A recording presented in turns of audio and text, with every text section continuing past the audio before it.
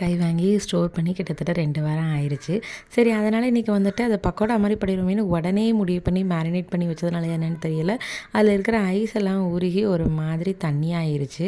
சரின்னு சொல்லிட்டு மேலே பாட்டி டிங்கரிங் பண்ணுறதுக்காக அரிசி மாவு மேலே லைட்டாக தூவி ஓரளவுக்கு பக்கோடா மாரி கொண்டு வந்து கையில அவங்களுக்கு குடுத்துட்டு, அப்புறம் நானும் எனக்கு பாப்பாவுக்கு தூக்கிட்டு போனேன்.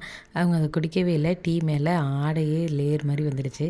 அப்புறம் பாப்பா வந்து என் அப்பா எனக்கு ஊட்டி விடு ஊட்டி விடுன்னு சொன்னதுக்கப்புறம் லேப்டாப்லேருந்து மூவ் ஆன் ஆகி குடிக்க ஆரம்பித்தாங்க.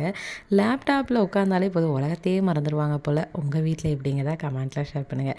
அப்புறம் மாவெல்லாம் அடைச்சி வச்சுட்டு டின்னர் பண்ணதுக்கு போயிட்டேன். டின்னருக்கு வந்துட்டு புல்காக்கு சைட் டிஷ்ஷாக வந்துட்டு காலையில் வந்து புட்டுக்கு வந்துட்டு பட்டாணி போட்டு ஒரு சால்னா மாதிரி பண்ணியிருந்தேன்.